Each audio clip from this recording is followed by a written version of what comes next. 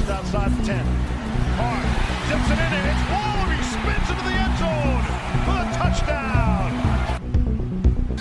Watching greatness on one end in LeBron. There's a dude with 35 in white getting it done defensively and then offensively taking over the finals. Mama, there goes that man. They have shared a brilliant championship battle, but the championship can only be won by one, and it's going Dutch in 2021. Max Verstappen, for the first time ever, is champion of the world.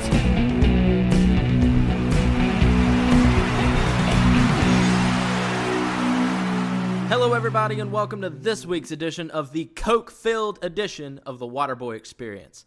I'm your host, the Waterboy himself, Davis McLemore, and we have some fresh hot sports news. Move over, Herbert the Pervert. There's a new creep in town, and his name is Deshaun Watson. Is Aaron Donald worth what he's being paid? Nondescript motorsports. And finally, an interview with our friend across the pond, Bog Kyle Callahan. I'm outmatched here, so I brought a little backup with me. Ladies and gentlemen, please welcome my co-host, the Red Bull chugging son of a gun, the CEO and CFO of Nye Productions, and he is the provider of today's substances, Mr. Jason Shaddix. Jason, how are you, man? Well, I'd be a lot happier if you hadn't used up all the cocaine. We just want to make a disclaimer. We're not using any sort of illegal substances. They're not illegal in our state, at least. Are they? They're illegal in our state. They're illegal in our state. Not in Portland, though. Portland.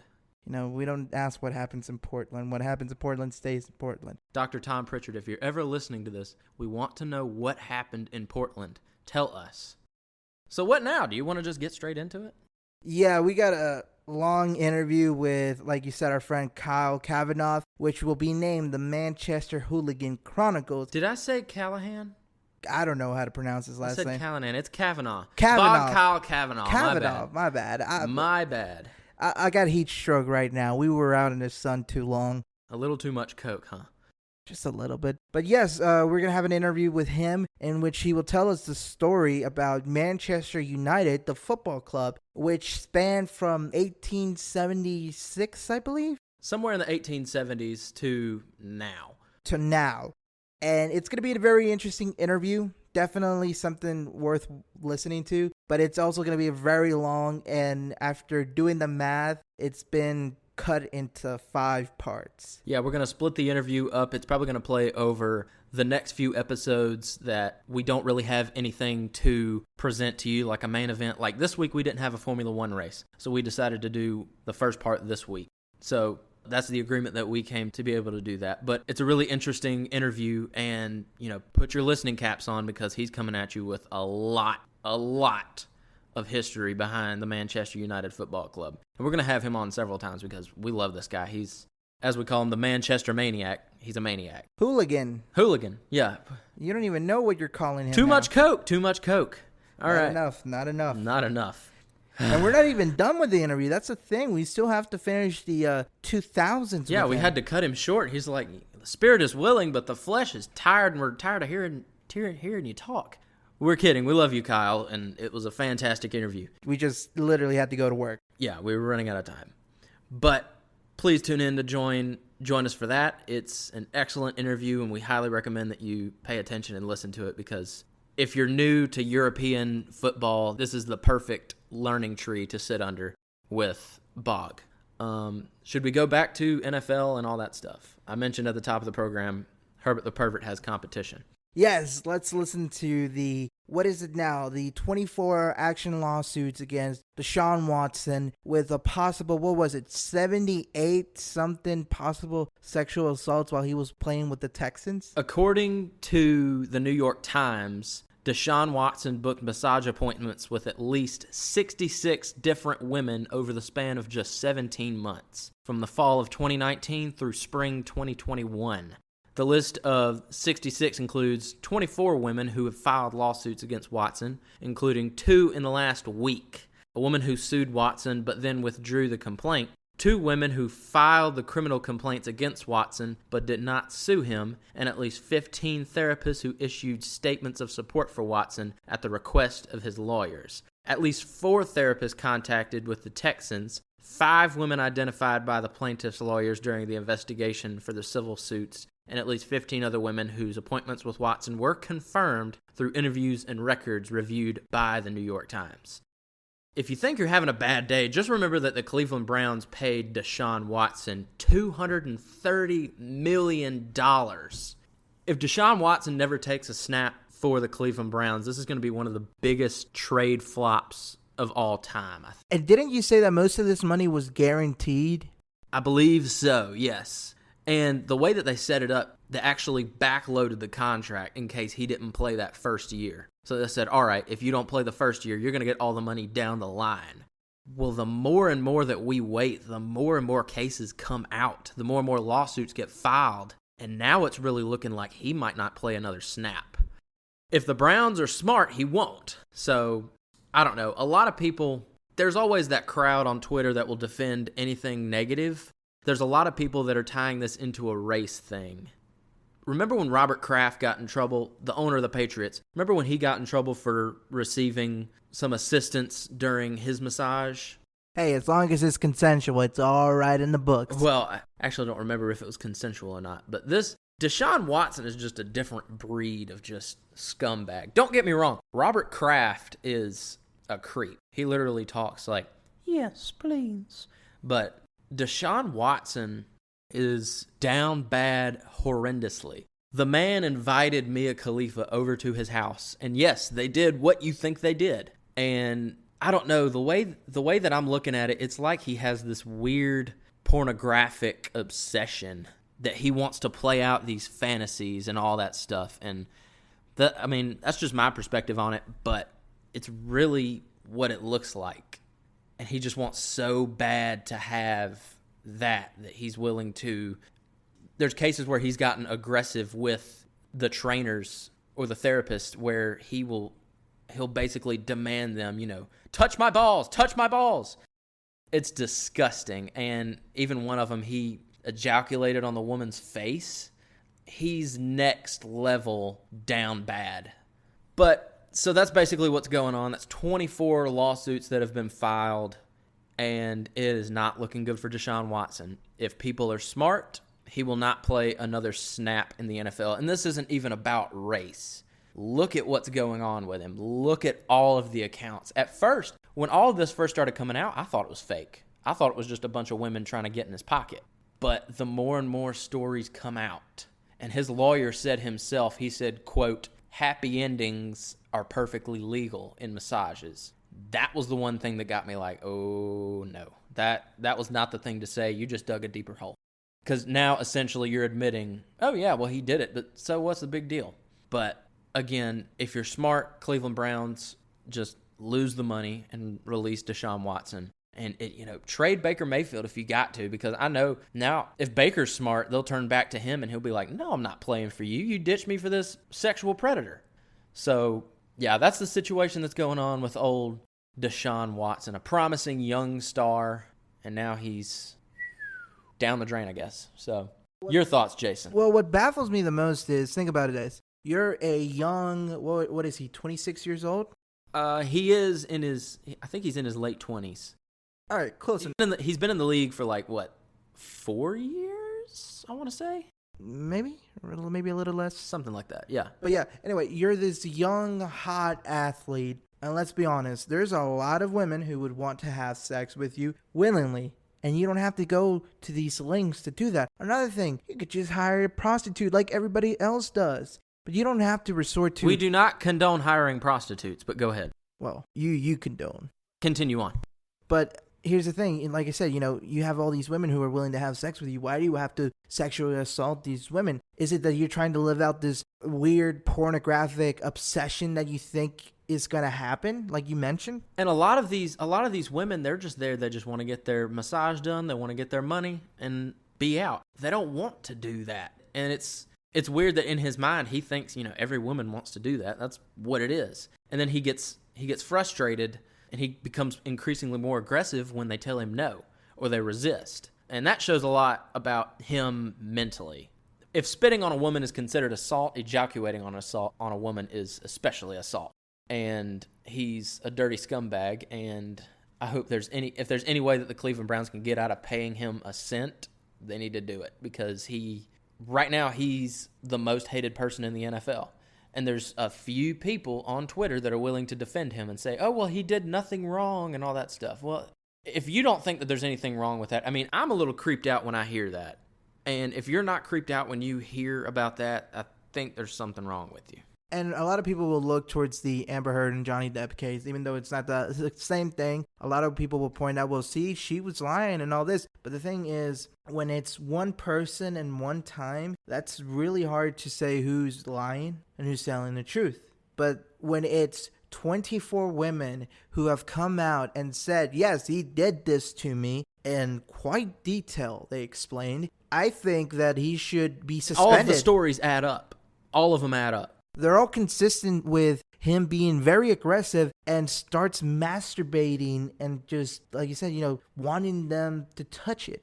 Again, it's what the lawyer said that really was the deciding factor for me. Because as more and more cases come out, I was like, I don't know. And then, happy endings happen all the time. No, that's not okay. That's not a happy ending. It's a happy ending for him, but, it's not a happy ending for the trainer that's just trying to do her job. And I think the Browns will be able to get out of that contract if they have to, because there must be clauses in there that if you do something that destroys the integrity of the team's image, you can get let go and they don't have to pay you a single cent. And I think this constitutes that. But how have they suspended him? Have they said anything publicly? Not really, no. But look, Devonta Adams got out of a franchise tag with the Packers. I think you can get out of anything in the NFL at this point. You can, but it also shows how many lawsuits do you have to have in order to get suspended by the NFL? Because at least in the MLB, if you get one accuser, you're suspended and they're investigating you. So why is there 24 and he's still scheduled to play this coming, September? Yes. Yep. Well, and Calvin Ridley was the player that got suspended for a whole year because he was gambling, which, that is a problem, and he was suspended an entire season. But when all of this first started coming out, they were only talking about suspending Deshaun Watson for maybe a few weeks. Here's the thing. If he gets suspended, if he absolutely has to play another snap in the NFL, it should be in 2 years. Because you're telling me that gambling is worse than sexually assaulting women. And that really shows where the NFL's mindset is. And it would be absolutely atrocious if they decided to just suspend him for the first 6 weeks of the season. No, that makes no sense at all. So if he ever does play another snap, it needs to be in 2-3 years. Suspend him for a while. But I heard somebody say, he's learning that not guilty is not necessarily not innocent. So if he is found not guilty, take the judgment for yourself, Cleveland Browns and the NFL. Look at the judgment for yourself and make one and decide, do you really want this guy, this atmosphere around your team? Because now he has all this heat and now you're associating your team with that. So any more thoughts, Jason? No, you pretty much said everything that I was thinking, and I already said everything else. So let's move on to the next thing. Well, that next thing would be talking about defensive tackle for the Rams, Aaron Donald. They restructured his contract, making him the highest paid non-quarterback in NFL history. This deal that he made guarantees him $65 million over the next 2 seasons, and then $95 million throughout the 2024 season.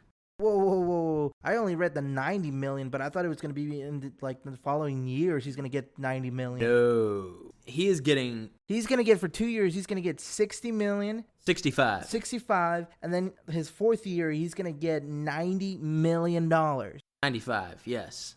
Fuck, that's expensive. It's like a $220 million contract. That's outrageous, but let me give you some stats to prove that he is worth it.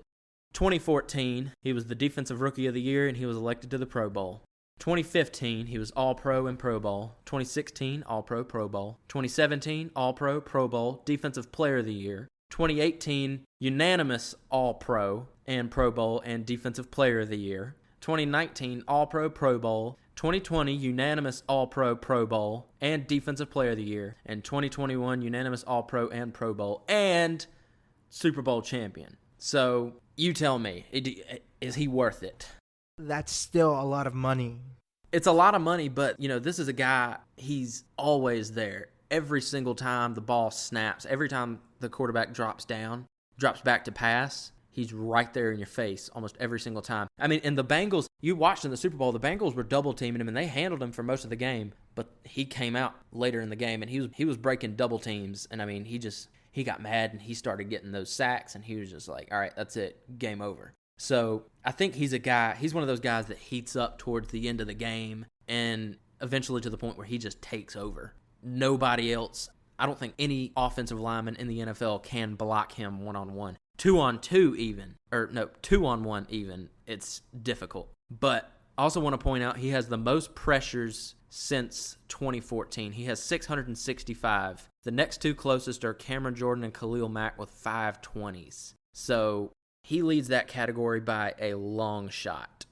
And I don't know. I think right now he is the unanimous best defensive player in the league right now. So I say sign him. Give him the money. Well, I mean, he'd better take the team to the Super Bowl for the next few years because, again, that's still a lot of money that you're spending on one player. Highest paid non-quarterback in the NFL. Again, that's still a lot of money. It's a shit ton of money. We'll see what happens. We will see what happens. I think he's just going to continue to produce and, he's going to do his thing. Maybe the Rams will become the dominant team this decade. Actually, NFL Bruce Smith, who holds the record for most sacks in a single season, I believe. Correct me if I'm wrong. But he thinks Aaron Donald deserves even more. This is coming from Bruce Smith, who is one of the best defensive players of all time. And he's saying he should have got more than that. Also, want to point out he has the most sacks in the NFL since 2014. He has 98. Nice. So, you got any more NFL news? That really wraps up all the important stuff from the NFL. I mean, Ryan Fitzpatrick retired the end to a good season. He had several seasons. He's been playing since I was like 3 or something like that. End of a good career, yes. He's played for almost every team. And I mean, there were pictures of, in the draft in Las Vegas, there was a group of guys, they all wore different Ryan Fitzpatrick jerseys from all the different teams that he played for. And there was like 14 guys. So, but yeah, he's not one of the all-time greats. He was a good enough quarterback to win games. I'd stretch to say probably the best backup quarterback of all time. But when you needed him, he'd turn on that Fitz magic and he would make it work. So, hats off to Ryan Fitzpatrick for stellar career. And I don't know about Hall of Fame yet though, so it's too early to say that. But anyway, why don't we move on to the nondescript motorsports you got in your back pocket, mate? Well, actually, you did forget one thing. That's that the Denver Broncos are going to be sold for $4.65 billion. Oh my gosh, I forgot about that. So yeah, the Walton family, the owners of Walmart, are purchasing the Denver Broncos. That'll be interesting to see what they're able to do with that. And another news is that for the first time in a while, John Madden is going to be in the cover of Madden 2023, which will be released on Xbox Pass on day 1. Yes, I'm really happy to see that, just by the way. It's a good thing that they decided to put him on the cover and not, Patrick Mahomes. But anyway, let's move on to sports because we're running a little We're bit talking long. about sports right now. Well, actually, good sports, motorsports. Nondescript motorsports. All right, so first news, and this is just breaking in, Mercedes will run the next 3 F1 races with its logo painted in the rainbow pride colors to celebrate Pride Month. Well, good for them. Yeah. Last weekend at IndyCar Racing, they were racing in Detroit, which, I'm surprised those cars didn't end up on cinder blocks with their tires gone. But they raced this past Sunday where Will Power took the race after climbing the grid from P16, and it was a close fight between him and Alexander Rossi. He climbed from P16? Yes, and he took the checkered flag. Dang, what a race. What a good race. Unfortunately, Indy 500 race winner Marcus Ericsson couldn't muster another race win and ended up in P7. Well, going into the world of MotoGP, they were racing this weekend in Barcelona, the same track they raced in for F1 a few weeks ago. Was it as wet? No, well, Barcelona wasn't when. You're thinking of Monaco. Oh, I'm thinking of Monaco. My bad. Yeah. Well, they were racing there, and the Spaniard, the homeboy, Aleix Espargaro, I hope that's how you say it, celebrated a pole position win for qualifying, but during the race, on the second to last lap, he thought he finished the race, and when the last lap was going on, he was celebrating, and a bunch of people passed him, and he just could not go back up, and he ended up finishing P5 instead of taking a pole position at home. Wait, so he thought he was taking a victory lap.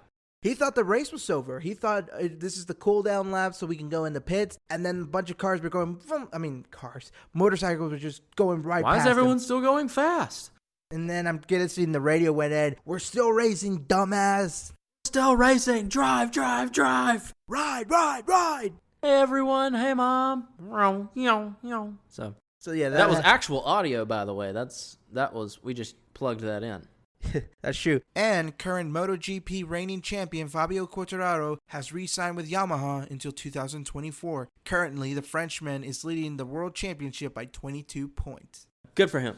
Yeah, and in Formula E news, the all-electric teams raced in the streets of Jakarta, Indonesia for the first time, and the race was won by Mitchell Evans. And this weekend is the famous 24 Hours of Le Mans, as well as the Baku race for Formula 1. And it's going to be a stacked weekend because I will be catching part of the 24 Hours of Le Mans. Not all 24 hours. God, no. I don't know. I might be willing to have it in the background. Not me. Give me the predictions for the F1 race. What do you think is going to happen? Checo P1, Max. Checo P1 again. Another win for Checo. He won last year in Baku when Max Verstappen's tire blew up and he crashed into the barricades going 200 miles. See, and that would be interesting if Checo won. That only puts him closer in the world championship contention. And, like we've been saying, we could come down to Max versus Checo for the world title. And an interesting thing is Helmut Marko, who is in charge of the Red Bull driver program, he said that this is not a Max Verstappen team. So it'll be very interesting. If Max finishes the race, but behind Checo might only be a few points behind him, and we will have a battle between the both Red Bull drivers. This is heating up. This is getting exciting. And then you can't count Charles Leclerc out. He's still in there. But do you think at all Max and Checo fighting could allow Charles Leclerc to catch up? No, because at the same time, Checo and Max understand that, we can race each other, but there's a possibility of us crashing out. And I don't think it's going to be a repeat of Lewis versus Max. And another thing is, this is Ferrari we're talking about. They have a long history of fucking up their strategies. We saw it at Monaco, where they fucked up Leclerc's strategy. So I don't have too much faith in the Scuderia. Neither do I, but I'm just saying you can't count them out. No, you cannot. But that's pretty much all the news I have. There's a lot of news going on in motorsport, but there's not enough time because our interview is about to start. Our interview with the great Kyle Cavanagh? Exactly. The Irish Lucky Charms, the Manchester Hooligan. Why don't you just say every Irish racist thing? Just go ahead and get it all out right now so then we don't have to deal with the lawsuits later. The potato famine. Okay, that's enough. The Guinness drinking. Okay, all right. The Lucky Charms. I'm gonna unplug your mic if you don't stop. I'm part Irish, so you know. I'm offended. Well, you're too drunk to notice anyway. That's true. But anyway, play that funky music, white boy, and let's listen to our conversation with Kyle Cavanagh. Hello, everybody, and if you're listening to this, it means we decided that this interview here was good enough to air on our show, and it didn't go half as bad as we thought it would. I'm here with Nye Productions CEO and CFO Jason Shaddix. Say hello to the folks, Jason. Hello, folks. Today, we're about to dive into the foreign territory and into the deep history of the Manchester United Football Club. Our tour guide in this venture here is none other than the Manchester Hooligan and the Irish bastard, Kyle Cavanagh. Bog, how are you? Yeah, I'm doing all right, pal. Doing all right. So yeah, we'll dive into this whenever you guys are ready and raring to go. So yeah, I've got Let's just go straight in. Let's go Okay. straight into this because, like I said earlier, for me and Jason, this is completely new territory, and I'm interested to see what all this fuss is about. But before we begin, though, I would like for you to introduce yourself to the people. Just tell them a little bit about yourself. Bog. Okay. But yeah, so basically, I am known as Bog, but mainly I would like to be called Kyle. So yeah, I'm just a typical Mancunian lad, based in Rochdale, England, which is just north of Manchester. And yes, I am a massive Manchester United fan, and today I'll be educating my fine American buddies as I dive into the history of Manchester United Football Club. So basically, as the story goes, Manchester United Football Club was formed in 1878, but they weren't under that name. So they were under a name called Newton Heath LYR. So LYR stands for Lancashire and Yorkshire Railway. If I could talk that. Yeah, Railway. Sorry about that, guys. So little suspecting the impact they were about to have on the national, even global game. So basically, at the time, they were just based on workers of the railway company at Newton Heath. Indulged their passion for association football with games against other departments of the Lancashire Railway and other railway companies. And indeed, it just started. So the team just started as essentially the railway workers were like, "Hey, you guys want to play a game of football?" And then there's like, "Hey, what should we call ourselves? Let's call ourselves this and this and that and that." Yeah. So basically, they were a team that was based in a place called Northern Road. So they were actually in their main stadium, which we will get to. So they were at a place called North Road, playing against other departments of the railway company. But yeah, Newton Heath began to grow even bigger and better and outpacing its other competitors, which was a very interesting story. So they were soon introduced to the newly formed Football Alliance in 1890, made out of 12 teams from different towns around the northern area, which they, in their first inaugural season, they finished in 8th place. So in 1992, they had the most successful season in their short lifespan. So that's where they actually finished second in the top tier, only behind Nottingham Forest. So then the Football League expanded at the same time, merging with another football alliance, and then it was split into 2 divisions. And us, as well as Nottingham Forest, who was both 1 and 2 in one of the main leagues, were invited to join the first division. So that was that. And by this point, Newton Heath was completely independent from their railway company as well. And it was a football club in its own right. So Newton Heath moved from the railway company to form its own football club known as Newton Heath. And then after that, they moved to a new stadium on Bank Street from its first ground following the year in 1893. A statement that go on to have having a total of around 50,000 fans in attendance at that time period, which back then was a lot of people, let me tell you. So, despite the excitement, were games in that time for the rich people, or were they mostly for the common folk? So I believe that it was from the working class. Because it was based around the people that that were working around that area at the time. So Bank Street at that going down the line, they had to eventually move stadiums again. So we will get into that story. So basically, what happened was they had to already move stadiums within a few years of being there. So the reason being they had to move was because the team that they were playing against, a team called Walsall Town, filed an official complaint to the Football League. Because Newton won the game, by the way. They still had the game. And they absolutely battered them. They won 14-0. And then they had another game Yeah, they won 14-0. And again, after losing that game, they had to play again where they lost 9-0. So basically they lost twice after stating that the game had to be replayed due to the visitors' complaints. So the reason why they were having a lot of complaints was Bank Street was already under disrepair because it was literally built right next to a blooming chemical plant.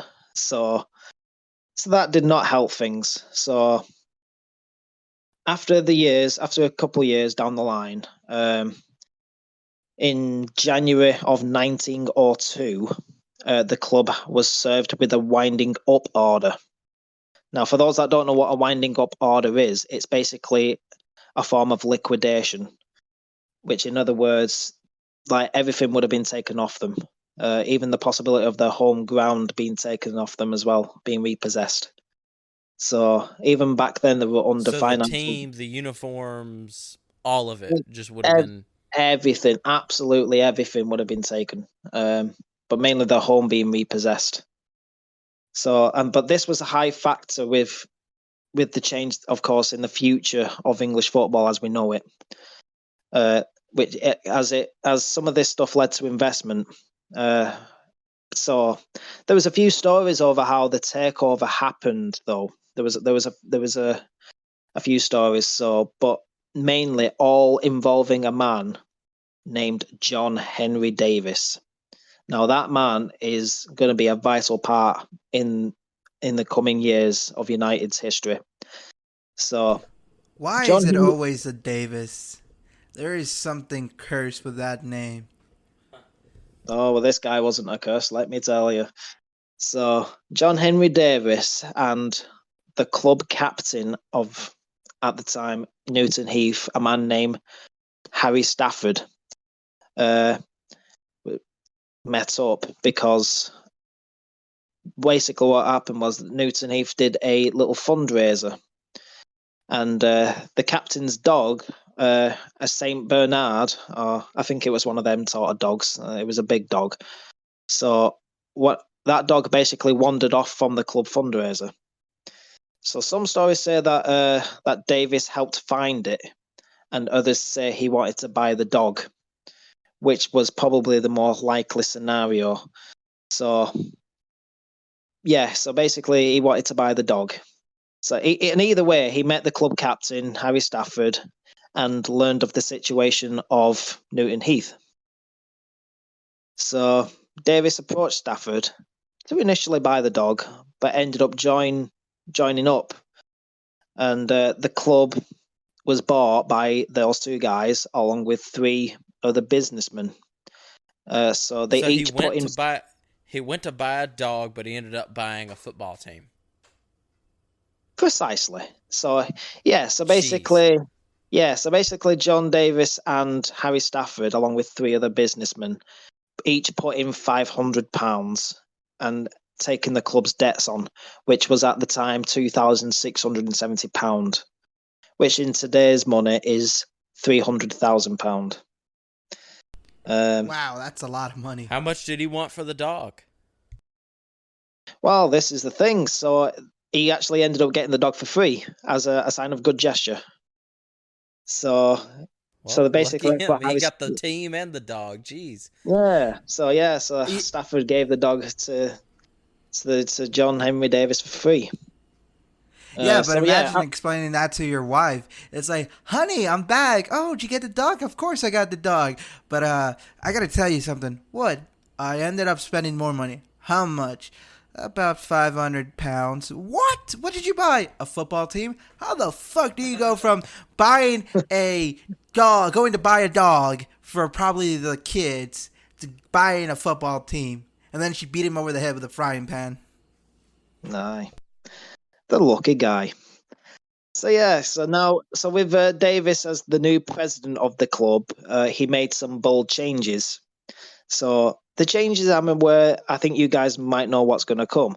So they've made some new changes, mainly with the football team's name. So there was actually a few names that they came up with. One of those names was a team they wanted to be called Manchester regardless, but they wanted it to be a team based in Manchester that its fans wanted to be proud of. So a few names that they came up with was Manchester Central and Manchester Celtic. So both of those names were rejected. And then the third name, which is the name that we have now, which is Manchester United. So, and that is how the name Manchester United came about. So it was a simple name change. What does the United in Manchester United stand for or mean? I think it just means like a united as in like just united together. Like I think it means a togetherness in some ways. So right, okay, yeah. So it's just I think it just means a sign of togetherness, which is that thing. So, but yeah, it was insane. They also changed the club's colours as well. So back in those days, we weren't actually red. The only time when we became red was in the 1900s. So back then, Newton Heath were green and gold, or green and yellow, which represented the colours of the railway at that time period. So Davis actually came up with the colour change as well as the name change. So yeah, he was a very influential man. And he started off as a brewer. So he was a brewer businessman. And then obviously he became the owner of United and then made all these changes. So, yeah, he changed the name to Manchester United. The colours were changed from green to gold or green to yellow, whatever, to red and white. So we weren't actually proper fully red until the years ahead. So at the time, we were just red and white, as in like a 2-colour scheme. So that was that. So at the turn of the century, United's first recognisable player names came about. 2 men named Alex Turnbull and Billy Meredith. So, and they signed for the club, and then obviously his fortunes on the field began to improve, as at the time they were known as a yo-yo club. And obviously what a yo-yo club means is they bounce from one division to the bottom division, and then they climb up again. So they were up and down, hence why they were known as the yo-yo club, because they were just up and down in the divisions. So yeah, just like every year it was different on how good they did. Kind of, yeah. So, for example, they might because Go on. It's weird because like over here in America, in American football, we don't have that. Usually, if a team gets good, it takes them a couple years building up to get good, and then if they go back down, they'll go back down. But it's not like a team 1 year is good and then just the next year's absolute shit. So yeah, but usually it would be a great idea for you guys as well. You know, get rid of the team that's bottom in each of the divisions, and then have the team that stays in the bottom. Let's take it as give him as a punishment for that. They do something slightly similar in the MLS as well. So basically, if whoever's at the very bottom of those leagues, instead of getting relegated, they actually get given a wooden spoon. So whatever that means, I do not know. But yeah, they get this little wooden spoon as their little punishment for being at the bottom. But back then, it was yeah. But don't they also get like nowadays they go from like one league down to a bottom tier league? Because we know that it happened to Tony Khan's dad's football team. They were so bad that they were demoted. Yeah, was that Fullington? That was Fulham. It was Fulham. Yeah. Fulham. And actually, Fulham are now back in the Premier League because they're also a yo-yo club. So they are now back in the Premier League again after they got recently promoted. So yeah, Tony Khan will be happy about that. But nevertheless, in the next few years, they'll probably drop back down. Yeah, precisely. Absolutely. So basically, what Fulham are today, that's what we were back in those days. So So basically, from 1878 to now, we didn't win any single piece of silverware. But it wasn't until in 1908 where Manchester United won its first league title, thanks to those two names which I've mentioned, Alex Turnbull and Billy Meredith. So those two names gave us our first league title. First of many to come. So that first league title, which then followed by the first ever Community Shield at the start of the 1909 season. So what the Community Shield is it's we don't really treat it as such as a serious trophy. It's basically something that it's basically for charity, more or less. Put it that way. It's a trophy, but whatever you win, the money wise, I think you put towards a charity. So I think that's what the Community Shield is nowadays. Back then, I don't know what it meant back then, but what I do know is that the Community Shield is a little mini trophy to set you up for the season ahead, and whatever money you earn, you pick a charity and you stick it in that. So it's a nice little thing, put it that way. So yeah, and obviously we won the first ever one. So whatever we did with that, I think we've just kept that in the museum. So that was the 1909 season, and that ended as well in winning our third little trophy, which was known as the FA Cup, which is one of the oldest trophies in English football as we know it. So England has their own league, right? Yeah, so England have their own football league trophy, but what they also have is they have a domestic trophy. So and basically a lot of the football leagues have that. So for example, in Spain they have their own domestic trophy, France have the domestic trophy, Germany has the domestic trophy, etc., etc. So and our domestic trophy is the FA Cup. So yeah, we won that. As of 2020, Manchester United holds the record for the most league titles in England. How many times have they been champions, and who held the title before them?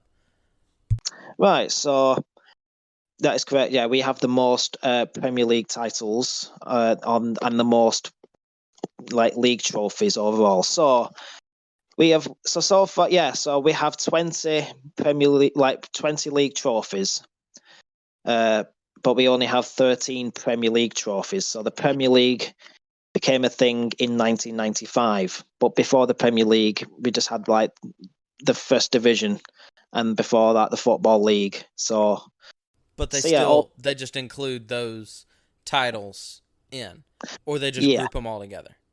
They more or less just group them all together. So let's say if the Premier League did not ever happen, let's say if we were we would have probably still won 20 league titles, but let's say if the Premier League wasn't a thing, and let's say if the Football League stopped in 1995, we would actually not have the most English trophies.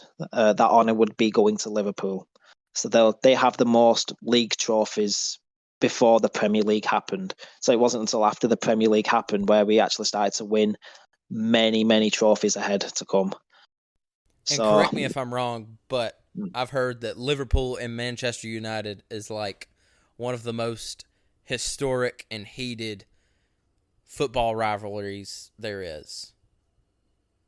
Over in England, absolutely. Yeah, they have. Yeah, there is a seething hatred that started.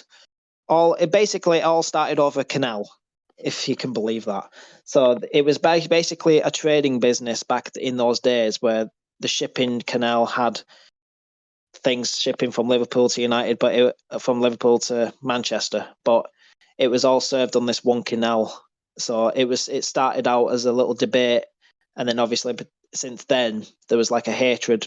Even in football, it was just a hatred at the time between Liverpool and Manchester, and it wasn't just until a general the football hatred between the cities. Yeah. Yes, that's weird. But basically the main reason why they hate each other is just because they just want to basically prove who's the best. So, but because those two, between us, we have the most trophies out of any other in England. So Liverpool have a lot of trophies. We have a lot of trophies.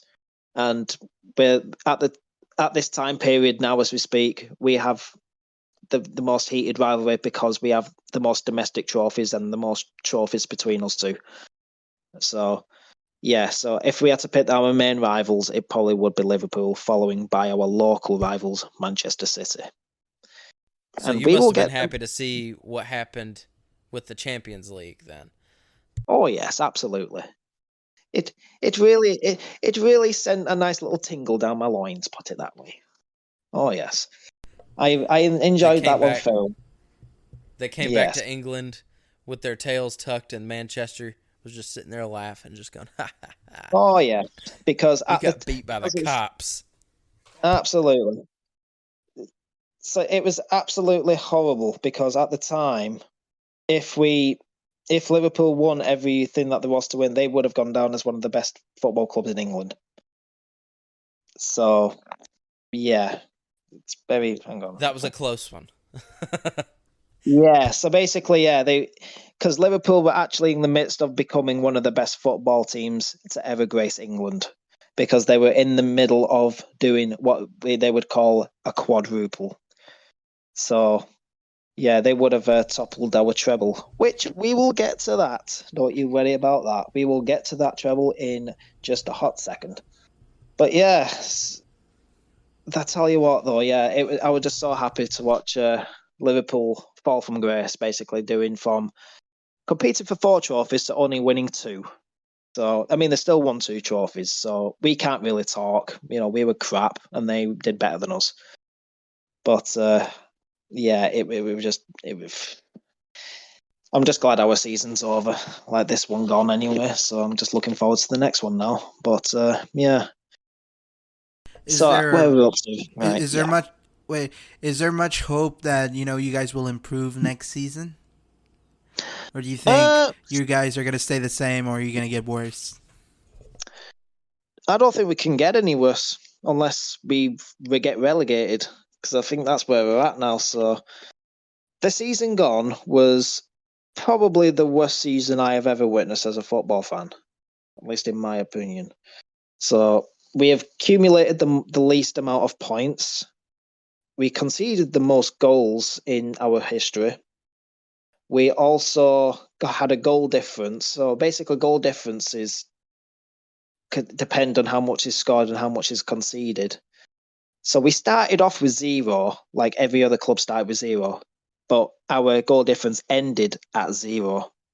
So we scored just the same amount of goals as we conceded, which is just absolutely horrific in our history anyway.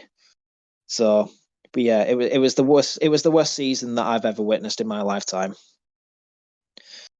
But I mean, compared to what I'm about to tell you next, I wish we probably didn't have. I think we were better off now than what these guys had to go through back in the days of the 1900s. So, so yeah, where am I up to? So yeah, they just won their first FA Cup. So yeah, so United were on a road to success, a fairy tale, if you say so.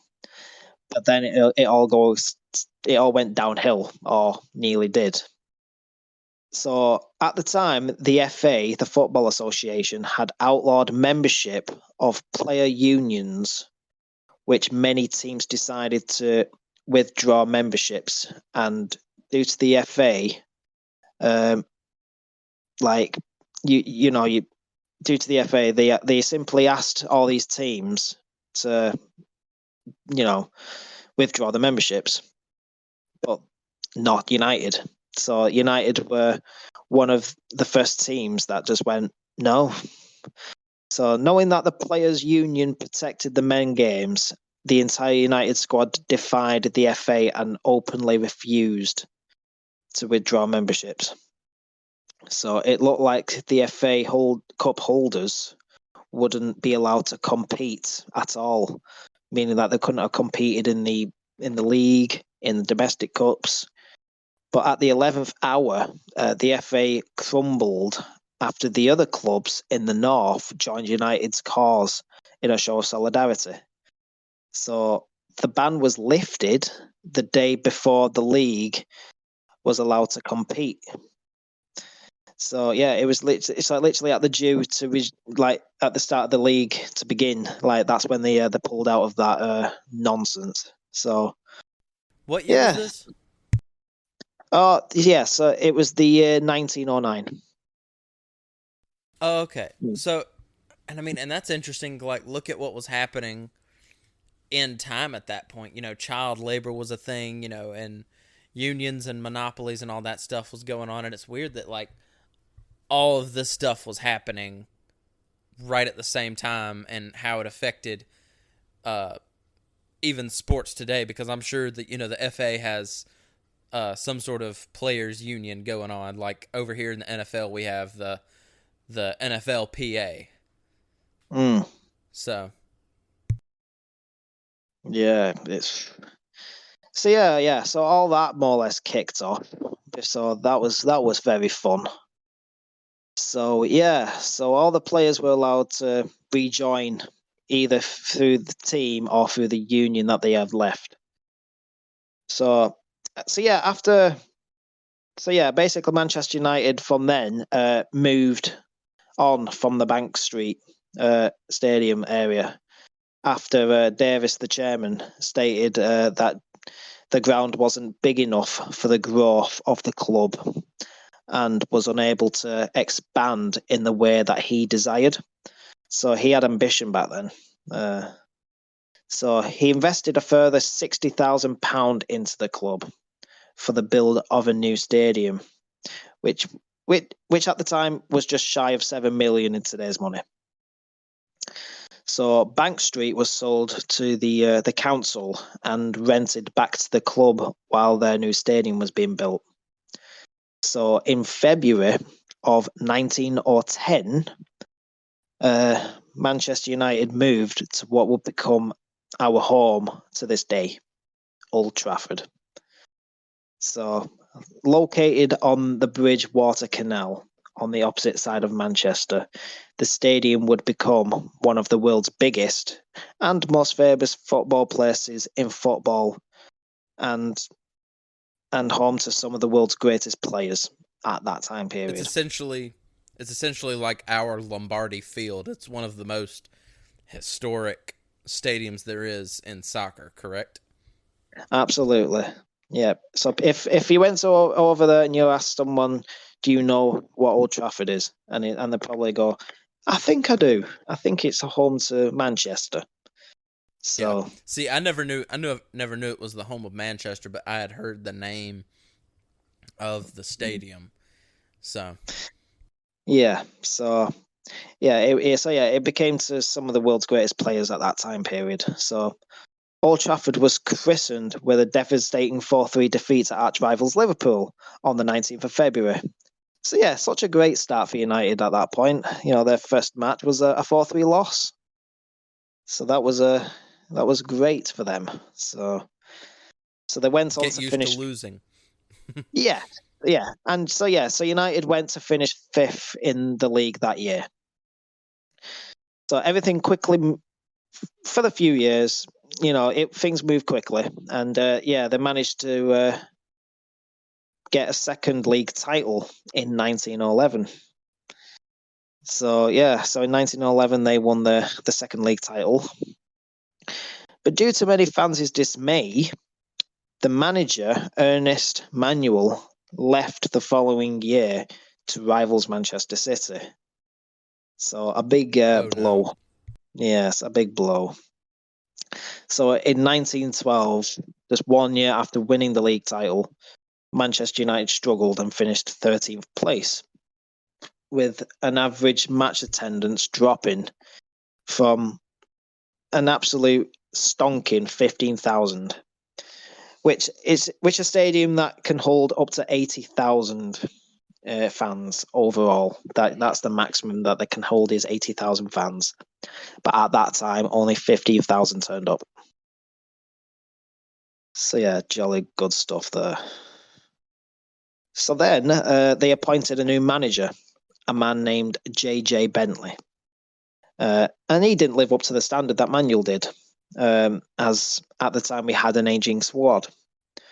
And that ageing squad was nearly relegated the following season. And the only reason why they didn't get dropped was they won 2-0 against Liverpool on the final day of that season. So they were very lucky not to be dropped there. Was that like a big upset? At the time, I mean, because it was a rivalry at the time, I think all form, whether you're very bad or very good, form just goes out the window when it comes to those sort of games. So, and maybe at the time, yes, it probably would have been deemed an upset because Liverpool were a decent squad back then. Probably the same as us. I think they were like mid-table, but slightly lower. So, but at the time, they finished higher than us, but was probably still mid-table. I think they were 9th that season. I'm not sure. I'll have to look that up. But I think they finished 9th. And we were like 2 points off relegation. So that was great. So, yeah, the following season, they saved it by winning 2-0 on the final day on that season. But a game which was led to a large betting scandal being uncovered. So 7 players from our team was banned from playing in the Football League for life. So the bans, however, were for life. Yep, but the bans were actually seen in effect not for another 4 years, at least anyway. So yeah, they were banned for life. But then wait, so they could continue. They continued playing for 4 years. Yeah, even though they after that they were gone. Yes, more or less. How does that make any sense? No idea. The joys of English. Do it the other way around. Like suspend them for 4 years. Yeah, this is it. I don't know. No, they banned them for life after that. So, but after that, the outbreak of the First World War happened, which caused the league from being suspended. So, and Manchester United had a very expensive, newly built stadium, but no team, no fixtures, or no fans were paying for its upkeep. So yeah, the First World War happened. So that was everything was suspended then after a while. And that has been part 1 of our interview with Kyle Cavanagh. Please join us next week for another thrilling episode of the Waterboy Experience. I'm Jason Shaddix, and goodbye. Second and goal just outside the 10. Hart zips it in and it's Ward. He spins into the end zone for the touchdown. You're watching greatness on one end in LeBron. There's a dude with 35 in white getting it done defensively and then